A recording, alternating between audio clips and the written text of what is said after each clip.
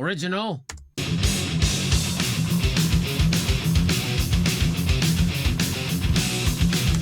Rat Pack.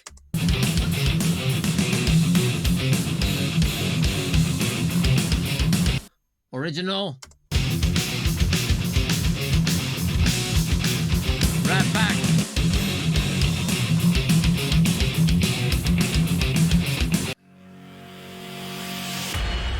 Red Pack Drums. Welcome, fellow drum nerds and music producers. It's Jonathan from Red Pack Drums. On this channel, we provide you of unique sounding and looking percussive instruments, from sound examples to musical performances, interviews, and behind the scenes with manufacturers. So, if you're a drum nerd just like us, please consider hitting the like button, subscribing to our channel so we can get the custom drum word out. We as Red Pack Drums are focused on getting you custom built drums to your desktop. This way you can play around with the sounds that are not available without getting another mortgage on your house, whether it be for your electronic drum kit or for your home productions. So if you guys have any suggestions of expensive drums you would love to have in the sample library, please leave it in the comments and we will definitely consider adding these to our roster. So today we're doing another recreating of a famous drum tone. And today it's another hyped song, a classic metal song from Metallica, Master of Puppets. This song is another oldie that was dig up by Stranger Things. So I thought, let's jump again on that hype train and make a video about it. So this series is about replicating drums of songs with our sample library. So let's jump in this Cubase session and see how we go about doing that. Yeah, first I loaded up the original track. Up. Let's give it a listen.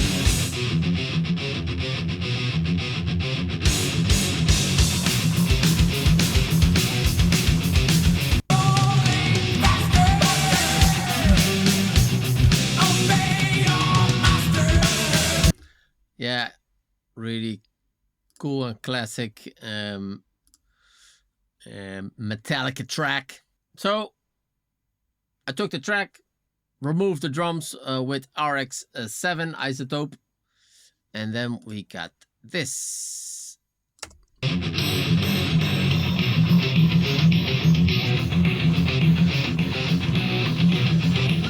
Instead of this. So you can hear a bit of the drums in the background, right? It's not 100%, but to replicate it for this demonstration, it works perfectly fine. I did a tempo detection with Cubase and it came up with this bullshit tempo, probably a Lars Ulrich tempo. Even a highly designed algorithm can't figure it out. So I just took a piece which resembled it the most, which came closest, but it still sounds like a live performance of Lars. So, but for now, it should be fine. We are used to that when he plays, right? Just kidding, Lars. We love you all. You're the best drummer out there. Okay, so I got the MIDI file from somewhere of the internet, did some tweaking. Probably we still have to do some tweaking, but we'll do that later on. I just took a piece that worked, and that's the intro. The rest we'll leave for now. Let's try to do a quickie. And what I did, I loaded up the Pantera preset. I already did a Pantera walk video on the drum sounds. If you want to see the video, I'll put a link somewhere here. You can watch that later and download the preset if you'd like. So I started up with that. Hopefully we get there faster. Let's see how that sounds.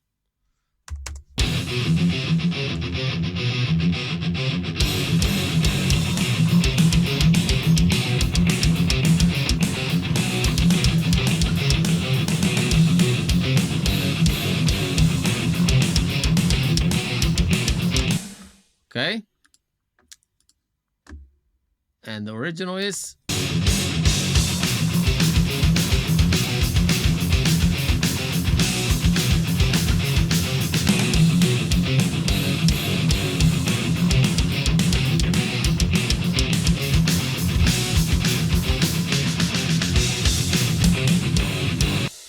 Okay, let's focus on the kick drum first. The first thing I hear is that it's a lot less clicky than the Pantera one. So let's take out some clickiness.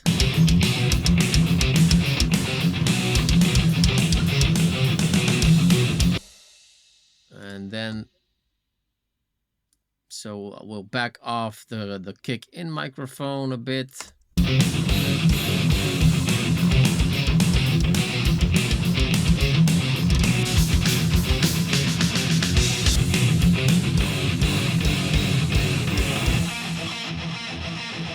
Let's see if we can find the right bass drum for this one. Well, you see we use the mahogany on the Pantera one.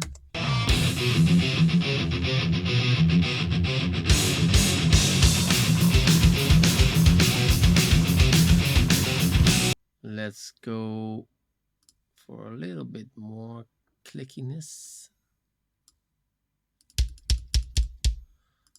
Let's see which frequencies we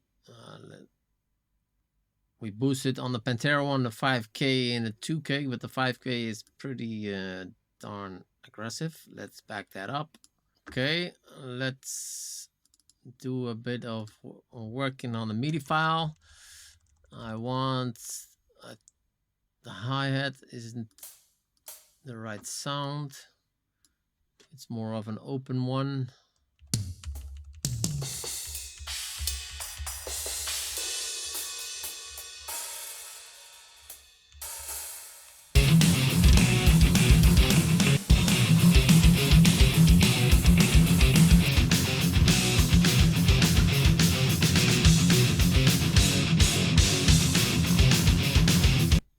Not so open.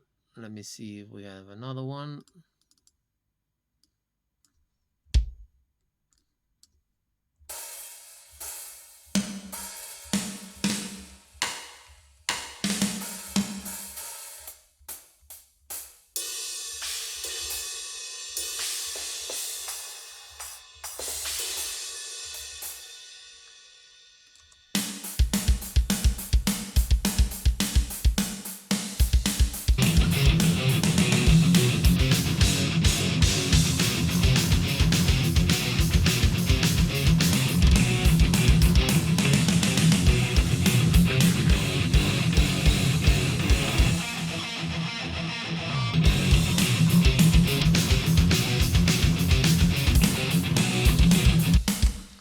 So it's not the right length. Lars's hi-hat is a bit more open, but let me show you a trick that you can do with our sample library. So we're picking a one who's much longer, right? This one. And we are going to shorten that with gates, which in a typical recording would sound really unnatural, but because we have all the samples and all the sounds from all the microphones separate, we can do whatever the fuck we want. So let's do that. So we just start with the close mic, hi-hat, gate, it's yes sir.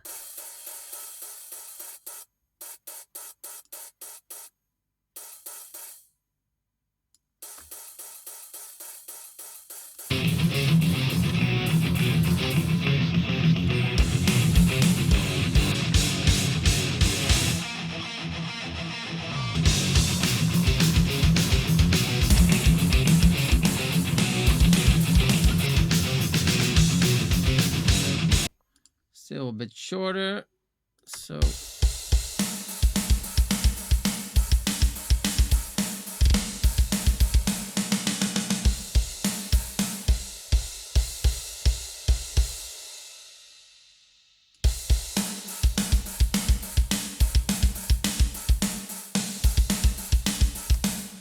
also the overheads. So I gated the hi-hat close mic and I gated the hi-hat overhead mic. Let's see, we're not using rooms on this sound yet, maybe later, so we need to gate that too if we are going to use it. So let's see what we have.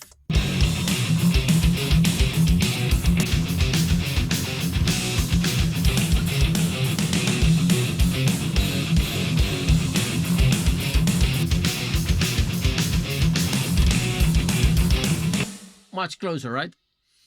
Also, the tone is a bit different, so let's see if we can match that.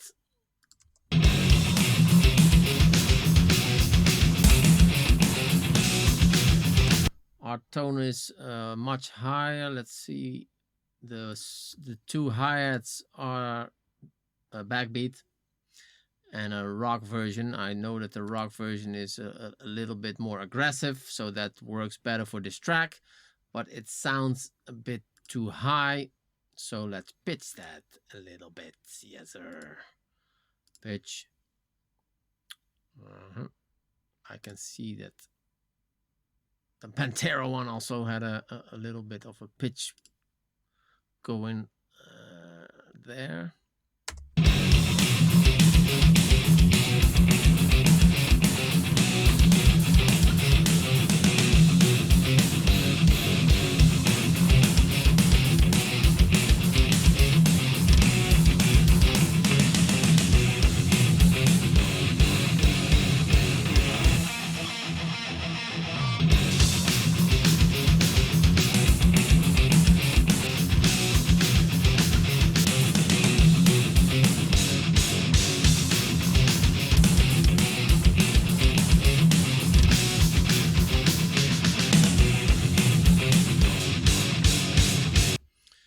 Okay, closer.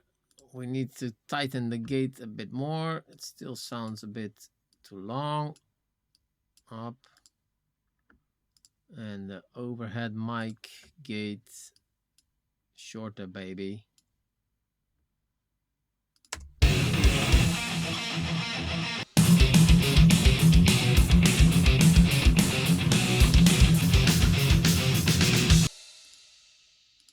Little back up, the pitch, let's see, right about there. Also the close mic a bit up.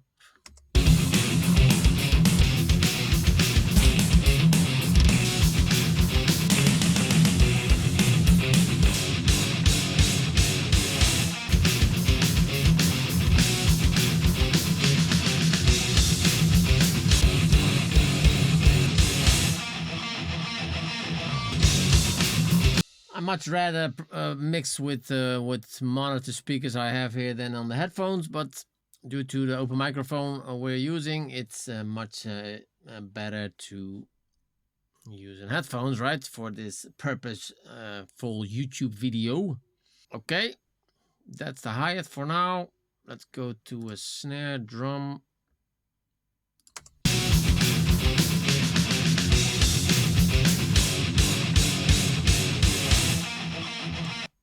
Also a low mid-tuned snare. I have no idea which one they used on which kind of material, but the tail that you hear is more of reverb than the actual character of the snare drum.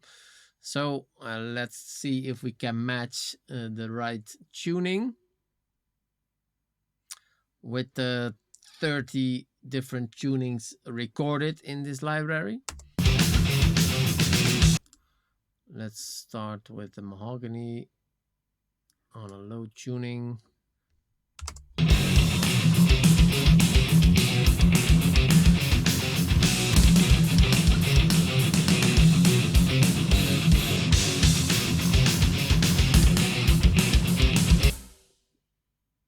I think we have a winner.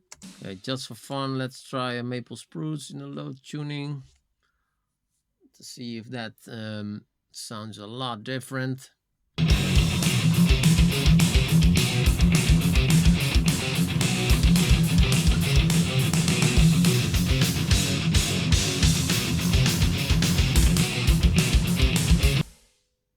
Got some more ring to it. I still feel like the mahogany low tuned matches the tone closest. Hi-hat, I feel like there's more ambience to the hi-hat, so let's put on some reverb there. Let's start off with the overheads.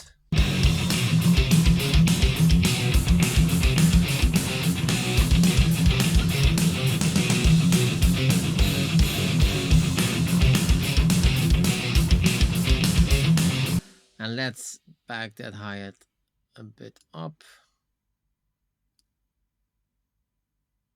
Okay, back to the bass drum.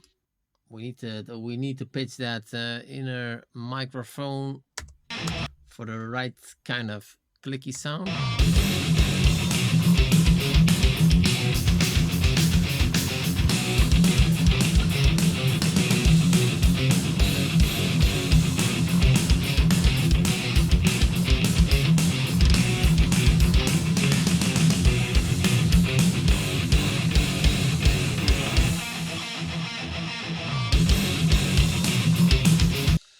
Let's back off that beef microphone a bit. That's the sub microphone for the bass drum.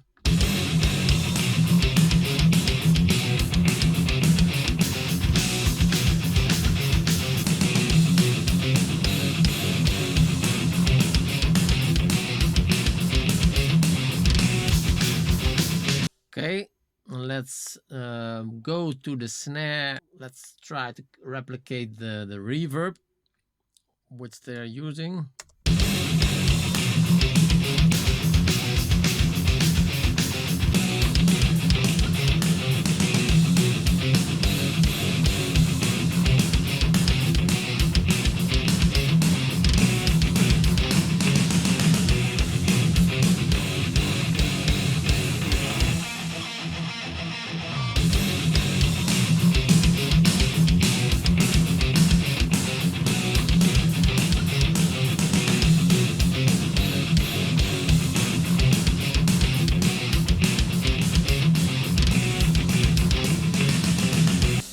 Also fiddling with the tape saturator to tame that transient a bit. When you push up the level of the reverb, you can really hear the transient taking over.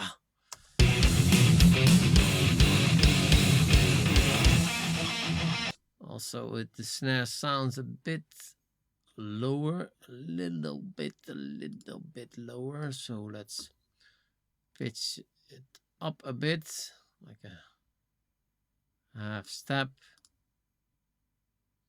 We're not using overheads here. Nope.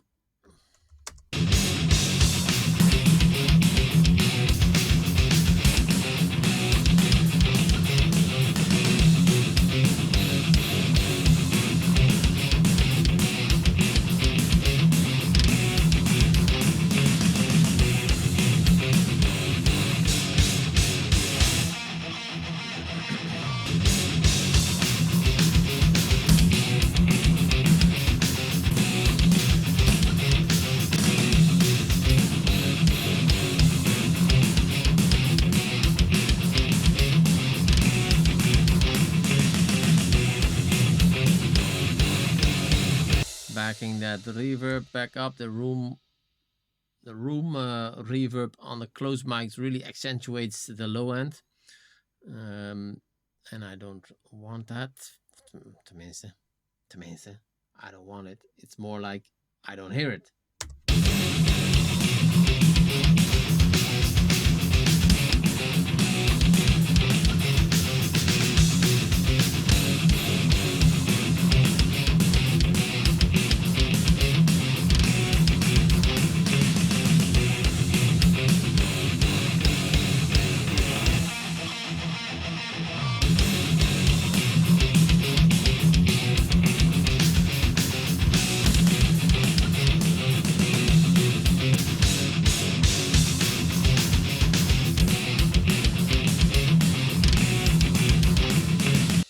let's use a little bit of the overheads.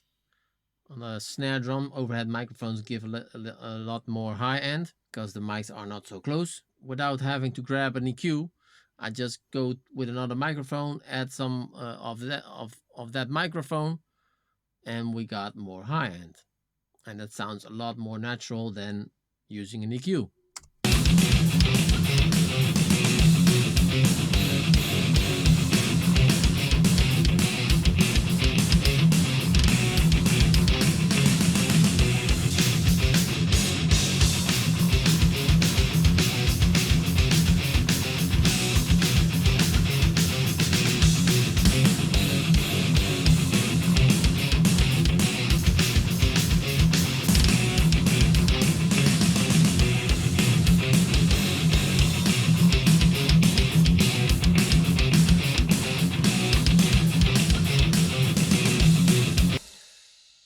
Removing somewhat of the 200 hertz on the close mic, it got a bit thumpy to my taste.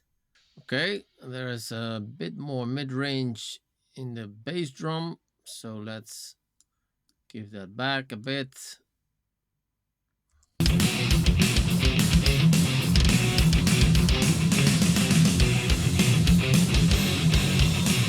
The Pantera one was a lot more scooped than the bass drum of Metallica.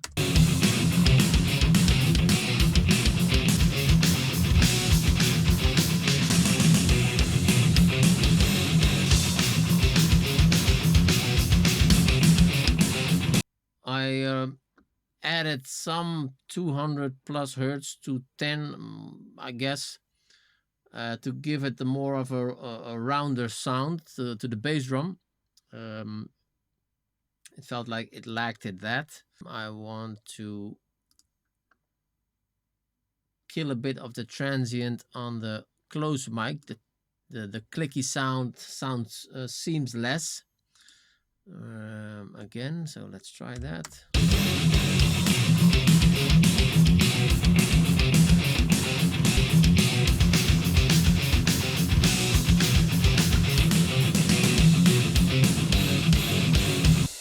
Okay, let's see with the EQ. Seems a bit lower as well. This is on the close mic of the bass drum.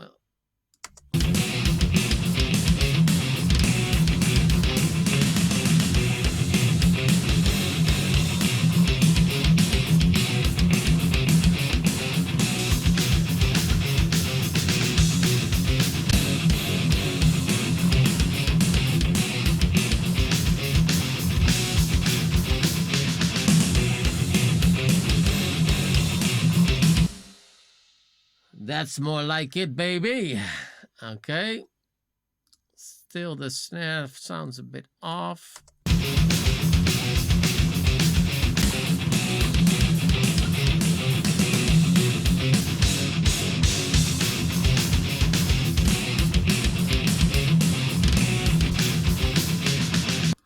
Yeah, the reverb they're using is more a and the ones we got in the library are a little bit more so let's see if we can match that in a way. So let me try to replicate the reverb with the squash microphone. This is a compressed microphone somewhere in the room, but we can tune it and add more low end to it, of course. So what I want to do is add this squash microphone and detune it so the reverb also matches more of the tone of it. I'm not sure if it's going to work, but let's see what we can do.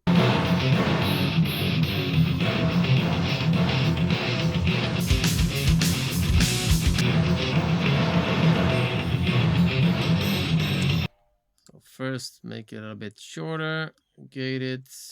We just need to plop.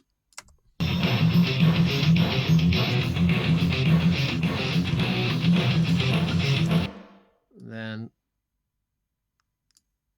remove a little bit of the room sound. Then,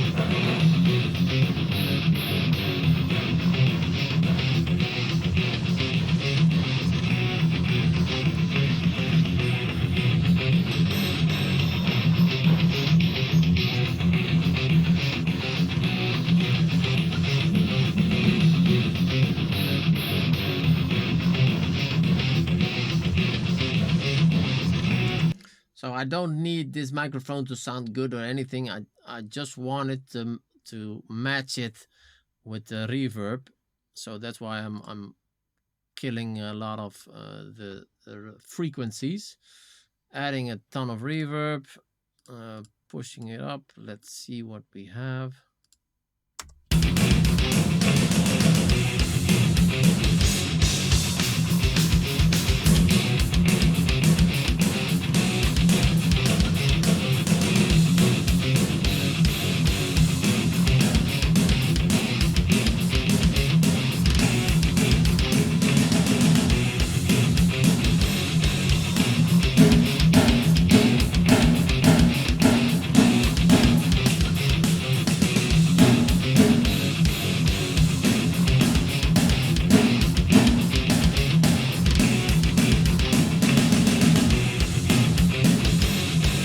Let's just try the plate one.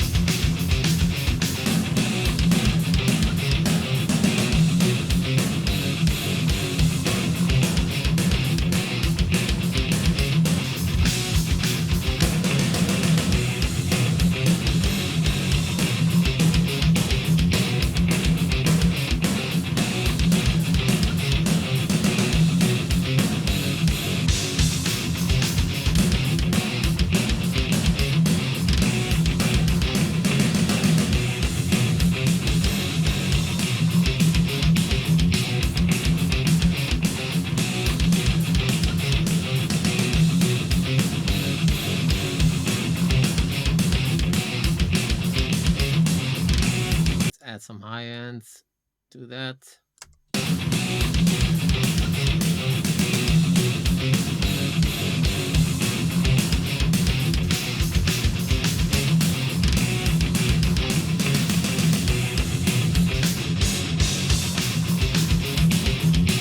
Now we're getting close. So this is the squash microphone, so it's a compressed microphone in room. I killed off the mid-range, added some 200 hertz and 5K to give it that shine, which a lot of reverbs do. Added the plate reverb and got pretty close.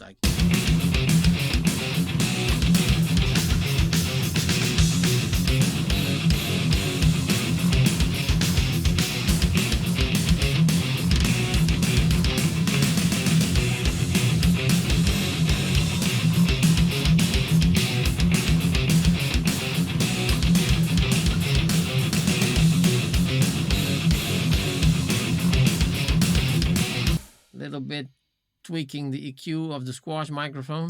Okay, now removing some low end from the close mic. Maybe just lowering the volume can work.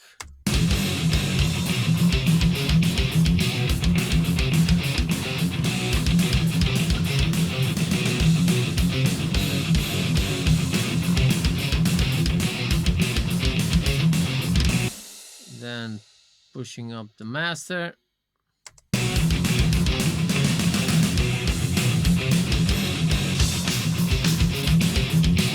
Backing off the squash again because I lowered the master volume, right? It was getting out of control a bit. Also missing a bit of a high end in the hi-hat, so let's see if we can EQ that in.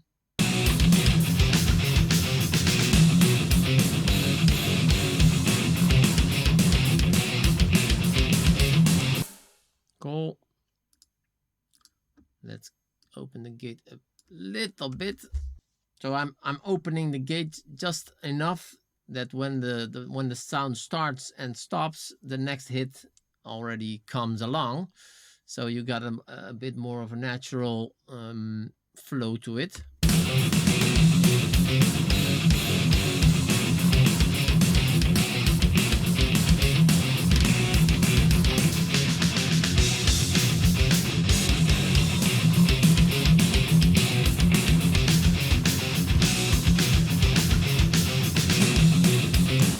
let's give it a final listen. I'm already done with this. We're gonna save it. Master of Puppets. Save. Let's give it a final listen. Original.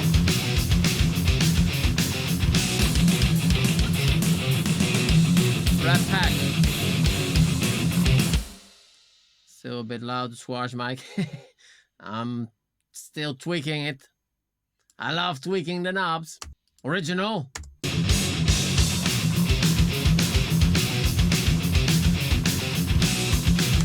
Rat Pack.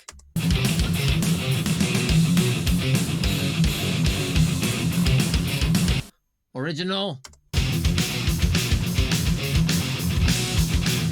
Rat Pack.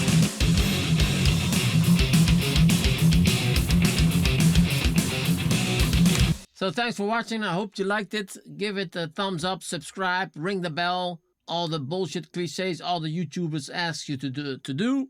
I'll leave a link in the description with this preset if you want to use it with your own DS drum library. If you don't have a DS drum library, you can find a link to get a copy in the description as well. Thanks for watching. Jonathan out. Rat Pack Drums.